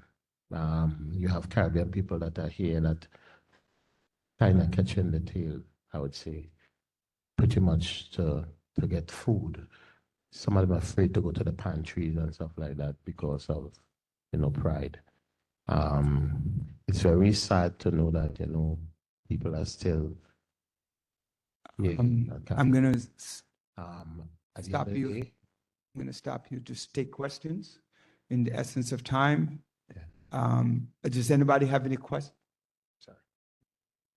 Good, Mr. Chair, if you want. No, go ahead. Great. Are you finished, Mr. No, I'm not finished. So I just create this so we could come together and be together throughout the year.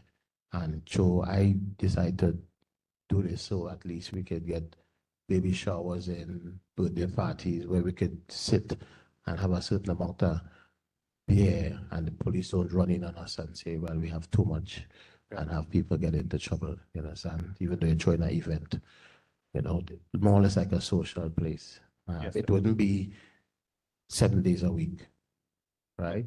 Yes. Just be specific time.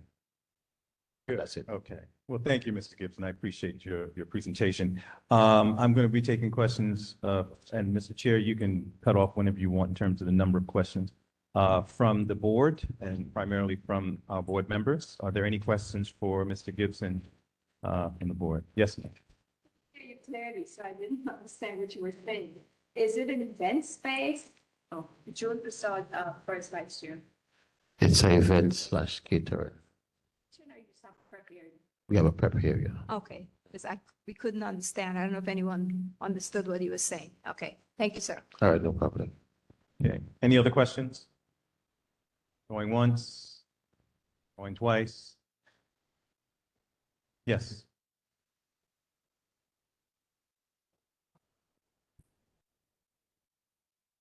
Beer and wine, not liquor. Yeah, for fundraisers, for fundraisers, what we do, we do curricues, we do barbecues, but we also sell beer. And we don't want to be in trouble with the law selling beer without a liquor license. Gotcha. Thank you. Mr. Westcott, I know you had a question.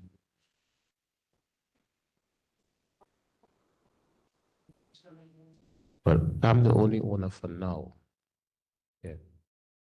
So it's a corporation. I'd have leaflet to add owners as we go along. Great. One more question. 5405 Church Avenue. Anything else?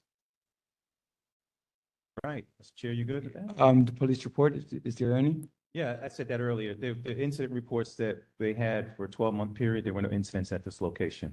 And what was the vote from the committee? All right. Did the committee pass? Yes. that was the other thing. So the committee did vote in favor of the recommendation for his liquor license. Okay, and the vote was? The individuals? Oh, No, not the individual, though. but the majority was, we had 5 yes on this particular one, G Carnival event, 2 noes and 1 abstention, I think, and then 7 yes. Right, that's Okay. right. Well, we can't do the other one because they're not here, so just this one. All right. At this point, we're voting to accept the recommendation of the Commerce Committee. Please listen to your name. If you vote yes, that means you accept the recommendation of the Commerce Committee, which is to grant them the recommendation letter. If you vote no, that means you're voting against the Commerce Committee. Thank you, Mr. Chair. Kwame Afri.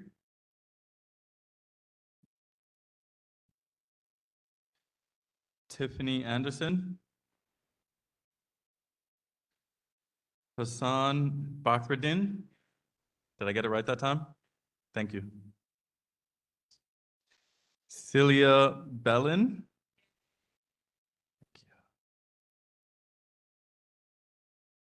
Asher Cunningham. Roderick Daly. Yes. Herminia Daniels. Okay. Rose Graham.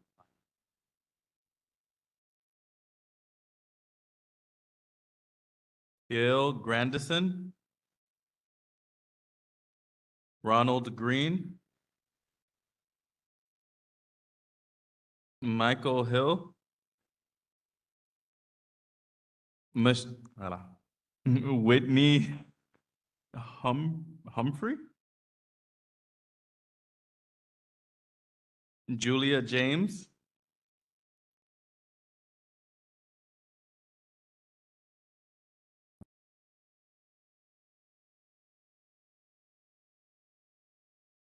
Nicole Julius.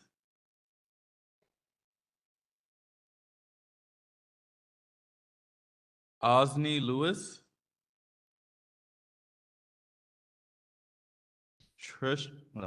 Trisha Lewiston.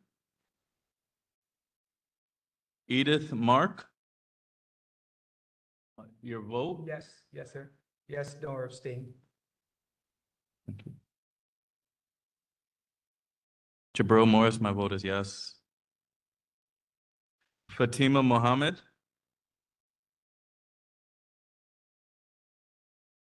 Montserrat Uni. Kadiato. Don't know how to pronounce her last name. Is she here? She's not even here. June Prasad. Deborah Pointer. Carol. I love it. Aaron Roth.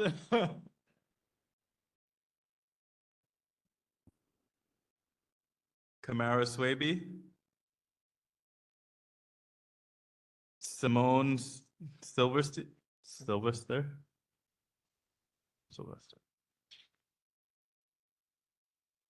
This is a tongue tie. I love it. No. We have Marguerite Vigilante.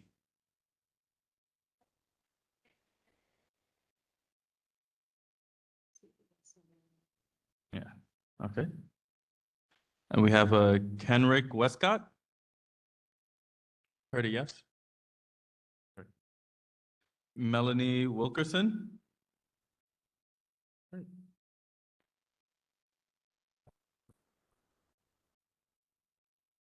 Oh. And Dr. Charles Galbert? Yes. Oh. I did like who's James. Rose Graham. Yeah, I was just about to spend back. So just going over some of the names I didn't get a response from. Rose Graham. Julia James. Ms. Smart, we cannot call your name as yet.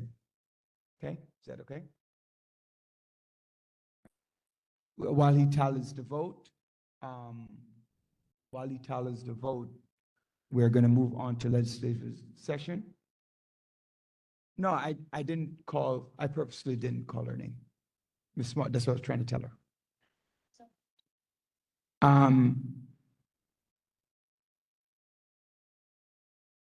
We're up to legislative session.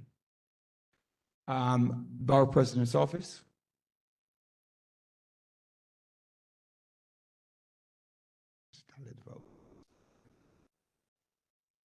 If you did not sign in and you represent the legislator, please make sure that we are aware. Catherine? Go ahead. Hi, I'm Catherine. I'm the Community Affairs Organizer from the Brooklyn Borough President's Office. Just a little recap for our summer. We had a very busy summer all over Brooklyn. The BP, Reynoso, he celebrated Disability Pride at Borough Hall. He hosted a Adopt a Shelter that helps 39 shelter animals found homes, celebrated Dominican Day with a resource fair in Cypress Hill. In August, we announced a 1.25 million allocations to help Mesteca acquire a private home in Sunset Park. Officially broke ground on upgrades to South Brooklyn Health and Hospital's Women's Health Services, which the VP funded an 18.5 million in allocations in the fiscal year 23. And then we partnered with a lot of back to school events all over the borough. Some of our upcoming is in August.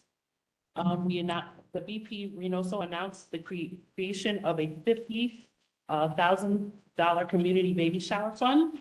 The Community Baby Shower Fund gives communities an opportunity to celebrate new and expecting parents, distribute baby supplies, and share information and pre and postnatal resources to support healthy pregnancy and growing families.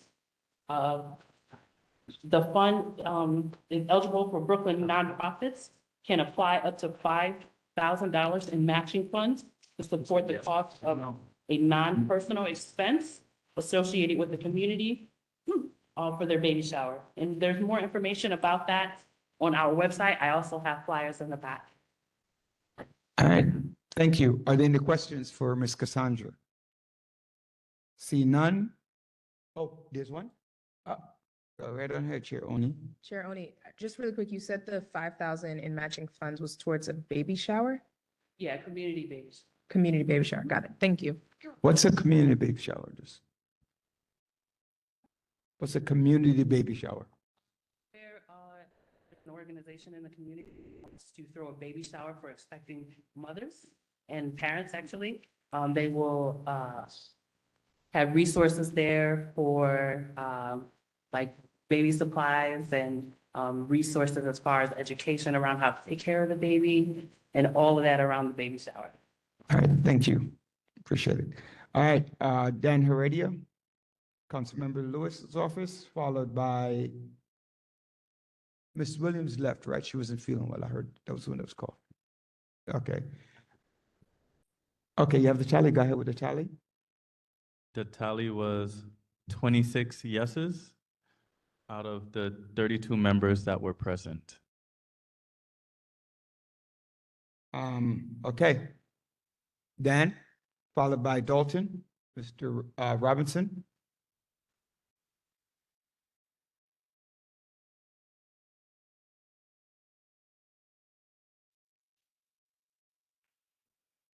Yeah, you're in the time. Good evening, everyone. It's so good to see you back here at SUNY Downstate for the September meeting. My name is Daniel Heredia. I am the Communications and Legislation Liaison for Councilmember Farrah Lewis. While the children are going back to school, we're all back to community boards, so it's very exciting. Speaking of which, we're excited to share that throughout the summer, Councilmember Lewis participated in several back-to-school events throughout the district. We distributed over 1,000 backpacks over the course of these events to young scholars across central Brooklyn. We're going to continue working with our partners in education to make sure that every student across our district has access to the resources they need to succeed during the school year. Over the past few weeks, our office has been extremely busy gearing up for a major legislative success we had last Thursday. The council member, in partnership with other city agencies, recently just passed a bill mandating a study for reparations. So what this means is that we're studying the impacts of slavery and its legacies in New York City and recommending potential measures for the resulting harms. As you all know, many of our predominantly African-American and Caribbean-American communities across the district have been kept from opportunities to succeed and get the same kind of generational wealth as other locations in the city are afforded, whether this is redlining, subprime mortgages, infrastructural disinvestment, environmental concerns, and continued segregation in our schools. Now, this bill is going to take effect. The study will be released next year, and we are looking forward to addressing these disparities to support our communities moving forward. Our office has been closely involved with assisting the Chan and Wilson families after tragedies befell them in Brooklyn, who, as you may have heard, both had members of their families pass during the Labor Day gun violence and the explosion on East 37th Street, respectively. We, of course, thank all of the city agencies that have helped us respond to these crises and will continue to respond to urgent cases in our district.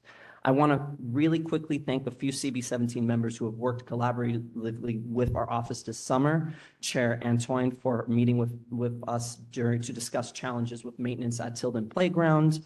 Michael Hill for connecting with our office last week to share the lack of enforcement and consistent cleaning regarding to the sanitation department in CB17. Hassan Bakradine for facilitating conversations with business owners about new regulations for outdoor dining and sidewalk sheds, as well as Kwame Afray, Anzi Lewis, and Ms. GL James for their continued advocacy to ensure that we're getting MWBEs to participate at the Shirley Chisholm Recreation Center. I will reiterate, as per Chair Daley's request, about the MWBE workforce event being led by DDC on the 1st of October. This is taking place at Brooklyn College. There's flyers in the back, but in case if you need help or you want to send a flyer to someone else, you can call our office at any time and we will personally send the flyer and the information to them. I'll just give a quick heads up that yesterday was National Voter Registration Day, and Councilmember Lewis in this budget for the FY25 fiscal year fought hard to utilize federal funding that we got from the feds to utilize for a lot of the infrastructural projects across our district. You've probably seen Kings Highway get repaved recently. You've probably seen a lot of the local streets in your neighborhood get done. The medians getting cleaned out, the schools being renovated. If you want these things to continue, you have to get out and vote, because that money comes from the federal government for these things. And if that doesn't go the way we want it to go, we're not getting any streets repaved for the next 4 years. So if you want to check to make sure either where you're able to vote, your poll site, or even if you're registered to vote, if you've moved soon, you can give us a call at 718-629-2900, and we'll check to make sure that you're registered in time for November. So with that, thank you, Chair Daley, for allowing me to speak on my members' behalf, and I wish you all a good night. Thank you. Thank you. You're just 1 minute over. So, Mr. Robinson, you too have 3 minutes. Good evening, good night. Is it night or evening? Good night. Ladies and gentlemen, how are you this evening? Let me just take this opportunity to, my member had sworn in the board already, but just to welcome you guys back for another selfless volunteerism for the next year. I'm happy to show you that you have something to provide to the community, else you would not have made the time to come and sit down. So we really appreciate the time that you take to come and want to work for the better interest of your community. Again, my name is Dalton Robinson, the District Office Manager for Assembly Member Monique Chandler Waterman. And just a very few updates from the office. Our office continued to have our civic engagement and outreach in the community. We have actually organized a few events over the summer, mostly to do with our security, wellness, fitness, and also issues that our members have. We continue to host our Housing Thursdays at our office from 11 to 2. If there's anyone, most of the tenants that has problems with the landlord and need to know how to negotiate or know your rights, you can come to our office anytime between 11 and 2 on a Thursday to get some information from an expert. This coming Saturday, our member has a Vital Voice meeting the third Saturday of every month. And this coming Saturday would be one such of those meetings, but will be held outdoors on Montgomery Street between Utica and East New York. Daniel's Day celebration. If anybody knows about that, Daniel Prude, this young man who was actually died at the hands of the police because he was suffering a mental breakdown and they didn't know how to handle him. So, he died as a result of that, the interaction. So we just want to ensure that we are spreading enough information that no other person should die at the hands of police because of a mental breakdown. And this Saturday will be Daniel's Day that we'll have many people who can speak on the topics, or inviting each and every one of you to come. It's 2 to 7, 2 p.m. to 7 p.m. Saturday on Montgomery between Utica and East New York. And that location was chosen because, again, another member of our community, Saeed Bassel, was killed in the same way.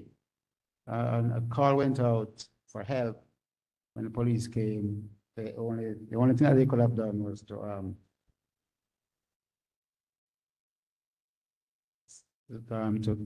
cause his death. And our office continued to support Soca Fitness at Paragat Park, so 6 to 8, 6 a.m. to 8 a.m. Monday through Friday. So if there's anybody still need to get themselves fit and everything exercise, then that program continues at Paragat Park, Albany, and Foster. Again, the office is located at 903 Utica Avenue between Church and Snyder. If there are any issues, problems, or anything that the office can assist you with, please do not hesitate to call 718-385-3336. That's 718-385-3336, and we'll do our best to assist you with that. Good night. God bless. Thank you very much. Are there any questions? All right, seeing none. Let me call on Afia Murkowski, Department of Health, Mental Health. She was supposed to go in the agency session, but she didn't go. So online, Afia, go ahead.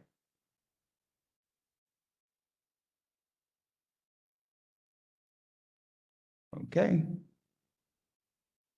Is she unmuting her mic? No? She's not online anymore. All right. The next item on the agenda is special reports, board members. We have 3 minutes. Going once. Dr. Galbraith?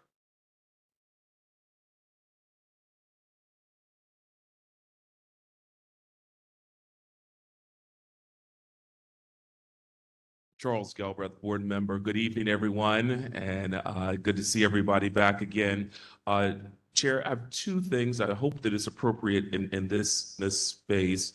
As you know, several members of this community board, clergy, as well as union members and others advocated this past year in regards to the saving of SUNY Downstate, where we're currently located. I wanted to ask, has the governor's office followed up with the board concerning the commission that was supposed to be organized in regards to addressing the condition concerning SUNY Downstate and SUNY Downstate's future? Over the summer, the governor's office appointed a community advisory board where I don't remember the exact number, but I know that the governor's office had 3 representatives, and between our 2 community boards, they only took 1, which was the chair of community board 9. They kind of gave me a timeline like yesterday. I did recommend 1 individual from our board, but at that point, I was told that the application was late, so I still requested to have more. But as far as I know, they are doing the initiative to include the board members, the community at large. If there are any more follow-up, I will do my best to keep us abreast. Tomorrow morning, as you say, that there's going to be a walkthrough of Downstate at 9 a.m. 9 a.m. at SUNY Downstate, a tour of it at 9 a.m. So if you would like to participate, please do let me know. Appreciate it. Thank you for the update. All right, thank you. Treasurer James. Good evening. As board members, we represent this community. We are the voices of the people in the community. And I just want to bring it to your attention. In June, the last board meeting, the board voted down almost unanimously, not quite, the city of Yes that is being proposed. And I think the board needs to know that our vote did not count, because although the report was prepared, and I thank Chair Afrey for that, a week in advance, whatever happened, whatever transpired, our vote, our letter with our vote was not sent in by the deadline stipulated by the commission to be received. And as a result of this, Community Board 17 was not included in the report given to the commission to recognize the fact that this community voted against the city of Yes. In my opinion, that was unacceptable. However it happened, whoever was responsible, it was a failure to send in our vote to the city, and that was very wrong. Thank you.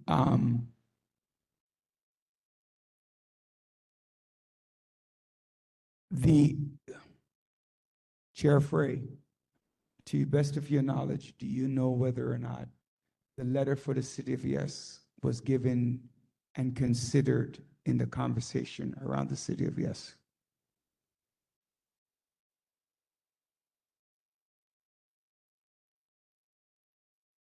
No, thank you, but I'm sorry. Portal is not the same position, accepting there was a hearing, an official deadline. That deadline was not met, although the letter was prepared a whole week in advance. So the borough board voted on September 3rd, I believe it's Tuesday. On Tuesday, September 3rd, the borough board voted to review and connect with the recommendations of each community board, which includes our letter that was uploaded to the unit. So that's the answer to the question. Any other comments from board members? I just have one. I'm sorry. I'm sorry. Just stepped to the mic, Ms. Wilkerson. Dr. Galberth, I spoke to Jamila Rose. You have a health. Please do health fair. I think it's October 3rd. So after Member Wilkinson gives her report, please do share that with the board as well as with ADM Farah so she can send it out to the community. Hi, Chair Daly. My question is just a follow-up to the discussion here. There seems to be a conflict between what's been represented here. So I do need to make sure we all have the clarity necessary. Which is it? Was our vote counted or was it not counted? So it wasn't a question of counting a vote. It's a question of what are we suggesting for City of Yes to look like? Because remember, it's either you accept it or don't accept it, right? We voted against it. That letter that was sent to DCP that was uploaded to the system reflects our dismay, our likes, our dislike to what the City of Yes was. Those conversations will now be looked at because what the borough board voted for on September 3rd is to look at what each community board voted on to reflect that into what they need to do. It's no longer accept or don't accept. It's refer back to the recommendations of the community board, which includes our board. Correct what you've said. There was an official hearing deadline, and for the commission on this to accept it, just like the IRS has a deadline of whatever it is, that deadline was not met. What the Chair Daley is talking about is that at the borough president's meeting for the chairs, they're like, we're not going to deal with that. Let the individual board members deal with it. That's fine because people had diverse. But the fact is, our vote was not counted when the commission that considered City of Yes, when they looked at all, because we did not meet the deadline. So the deadline was July. And I have to say for the record, DCP was tremendous. They made every effort to call us, to email us, to get it in. Chair Afria did the letter a week in advance. Emails, texts were sent out. The letter needs to be submitted. The deadline is coming up. And in the office, between the chair, whoever was involved, that letter was sat on and it was not sent in. And I think the chair needs to apologize to the board for the fact that the letter was delayed, whether he was away, he wanted a signature on the letter. I don't care what the story is. He needs to apologize to the board for not getting that letter on time. That deadline was critical to be considered in the commission's vote. Chair, Dr. Galbraith. Greetings. Couple things I just wanted to lift up. An announcement in partnership with several organizations as well as our elected officials, 67 clergy, New York Conference, and the Cancer Foundation in October. Pink and Purposeful. We have Breast Cancer Awareness Month mammogram bus that will be at 3304 Clarendon Road, Brooklyn, New York. That's Alliance Tabernacle, the church I have the opportunity to serve from 9 a.m. to 5 p.m. And we encourage, I'll make sure that I share with the office so we can share this out to make sure for Breast Cancer Awareness Month that we have opportunity for folks to care for their health. There will be the bus that will be there. We want to make sure we can spread this as far and wide because we want to make sure these buses as well as services can be continually effective within our community. All right. Just want to add that if it is not utilized, it will lose some level of funding, right? So if you know somebody or yourself, please, men and women, both, please do attend. Once again, that's October 3rd. October 3rd, that's a Thursday from 9 a.m. to 5 p.m. Thank you. Any other report? Go ahead.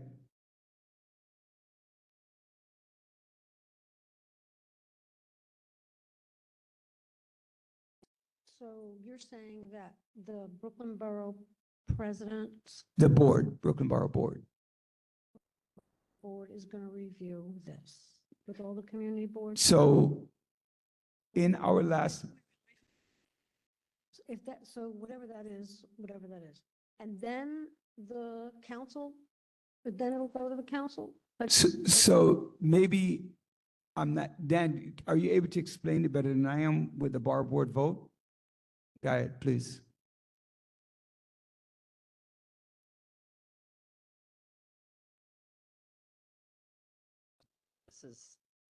I'm doing this as a courtesy to explain what ULURP works. So basically, City of Yes works like any other ULURP, and that's a uniform land use review procedure.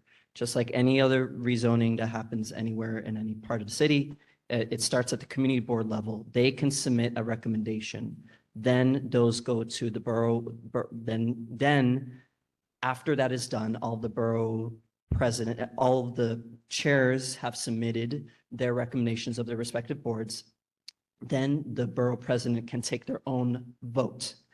Now, there is a separate entity called the Borough Board, which is comprised of all of the council members, as well as all of the chairmen and chair people of the community boards in a respective borough.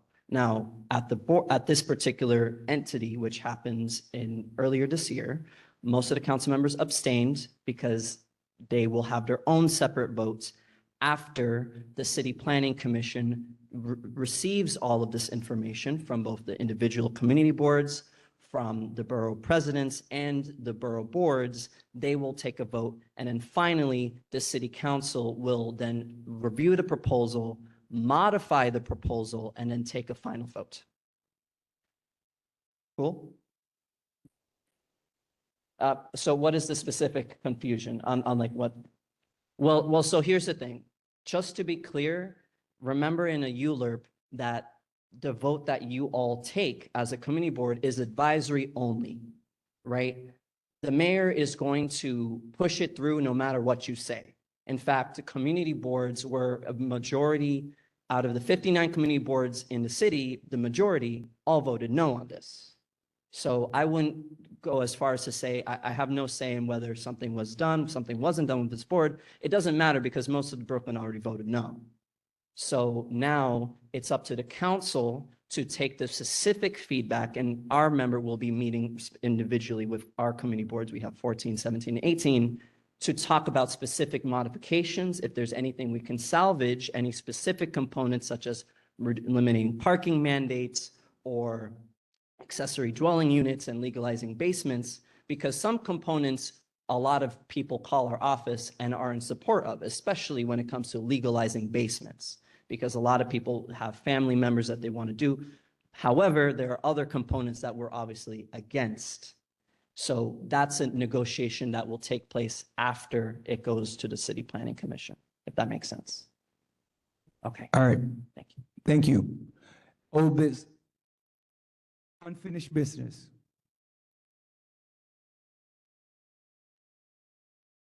Old business. New business. Before I go, just a reminder, on October 19th, we'll have the street fair. Please put it on your calendar.